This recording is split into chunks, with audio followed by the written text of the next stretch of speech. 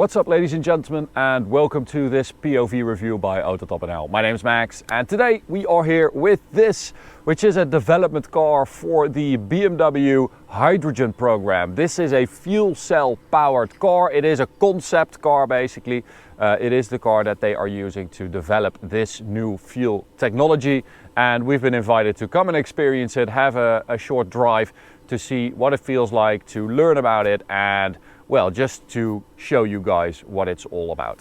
So we've got an iX5 hydrogen. So it's a regular X5 with a fuel cell in the front. Then we've got two big fuel tanks, basically hydrogen gas tanks in the middle. One like that, a cylindrical tank like that, and one across. And at the rear we've got the electric motor from a BMW iX. So the 5th generation e-drive with 400 horsepower and 720 newton meters of torque.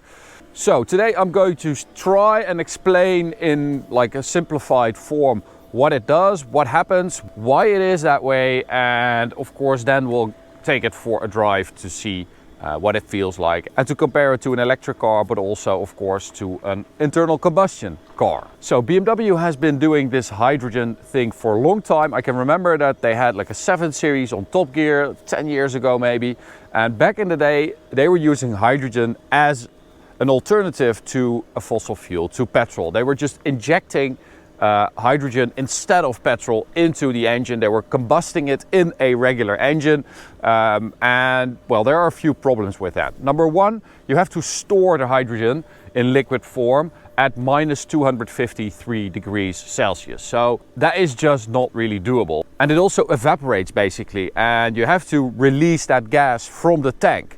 It's also a lot less efficient than what they are doing now. So that is what they used to do. They still do that in motorsport, I think. I saw a Toyota race car that uses hydrogen. So it is still a viable thing. It still works. But for mass production and for daily usability, this is the way to go. So this is a hydrogen fuel cell. As I said, we've got a fuel cell here at the front. I'm just going to open the bonnet and show you guys what that looks like.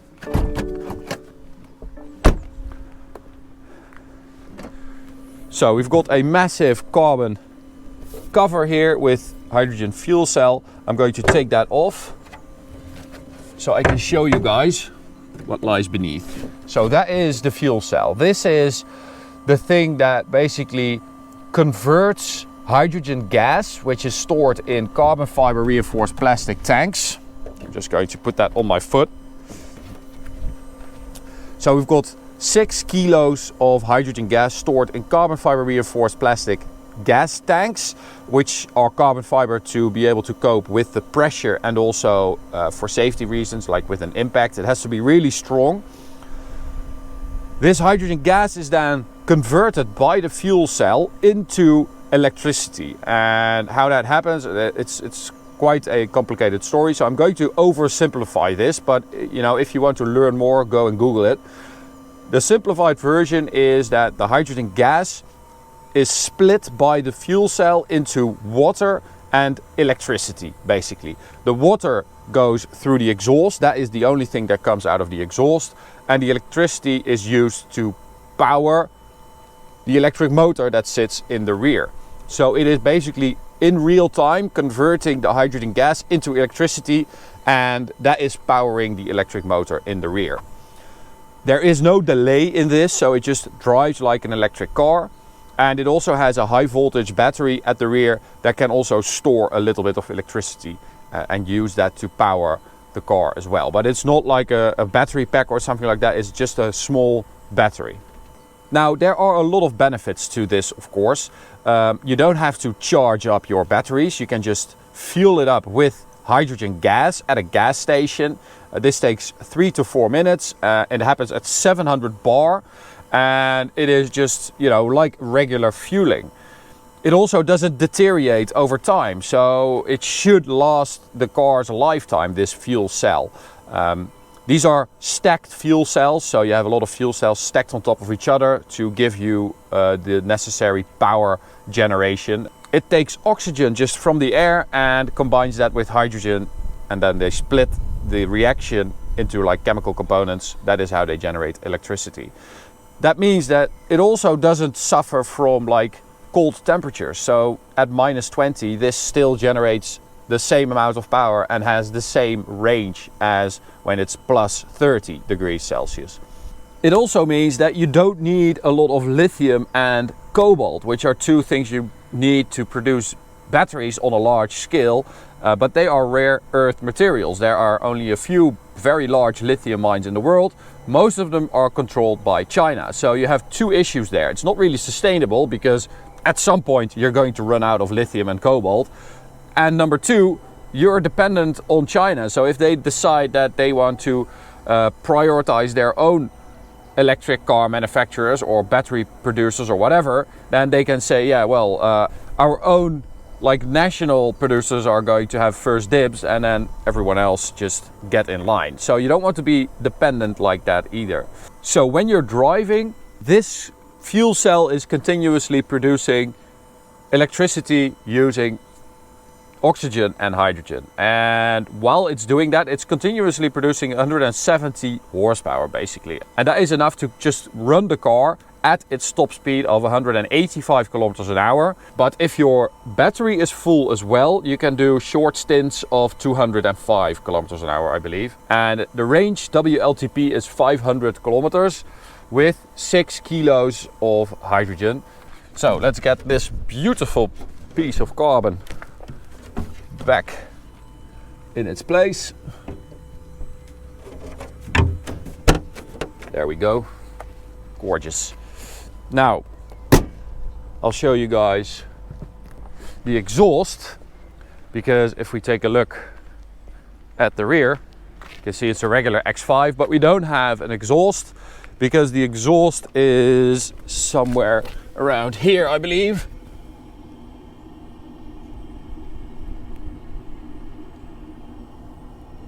I'm not sure if you can actually see it. You can see the fuel tank. I don't know if you guys can see that like bulging thing. That's the fuel tank. And then the exhaust, maybe if we start the car, you can see some water vapor.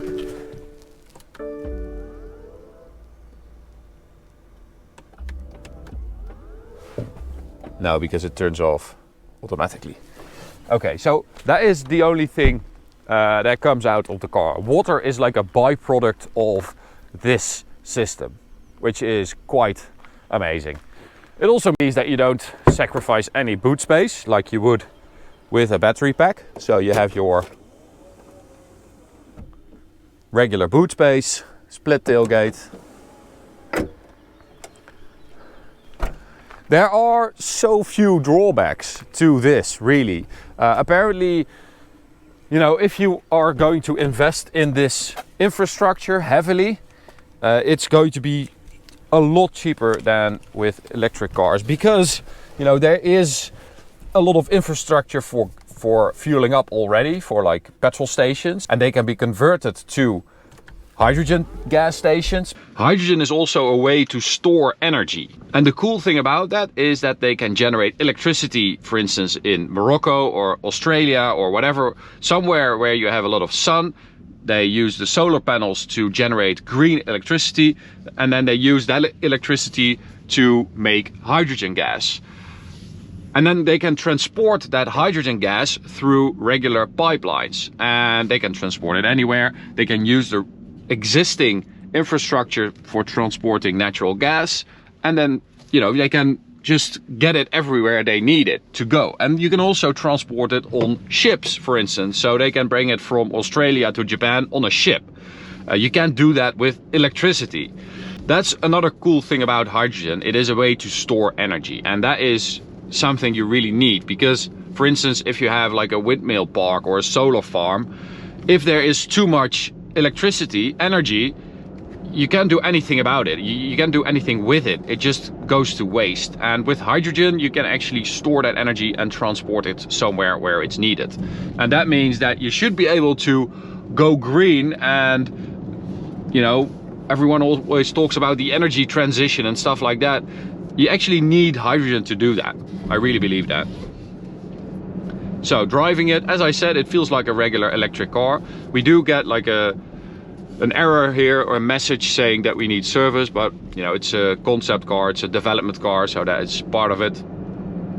But it just drives like a regular car. As I said, there's no delay or anything like that. Apparently that was the case in earlier stages of development, but now it's just instant acceleration. It's very quiet, you don't hear anything, you don't hear the fuel cell.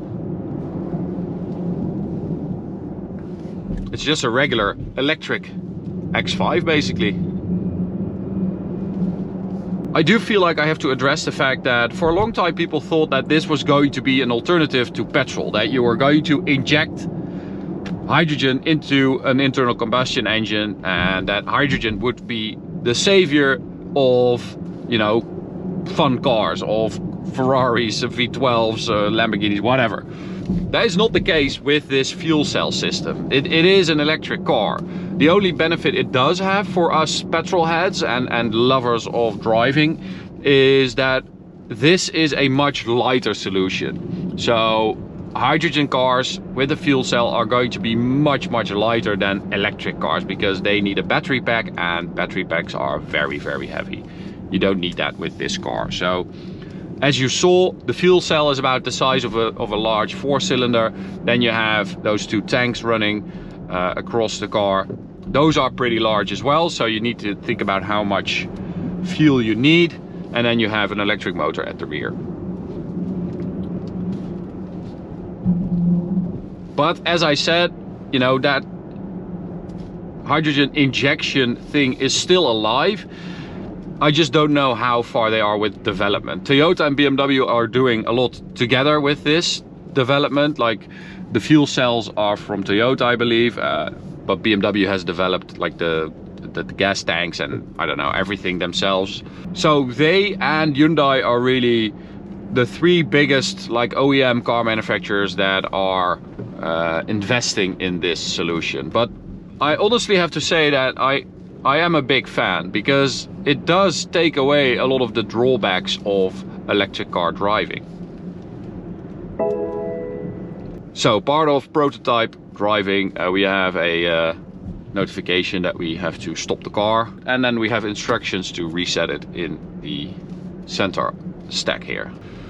Now you might wonder, where do I find me some hydrogen gas? Well, there are currently 276 gas stations across Europe and the Middle East. 105 of those are in Germany, 37 are in the Netherlands, 116 in the US, but they are planning on having one refueling station every 200 kilometers, no matter where you are in Europe, by the end of 2030. So that should really improve like your flexibility and the possibility of driving a hydrogen powered car in Europe.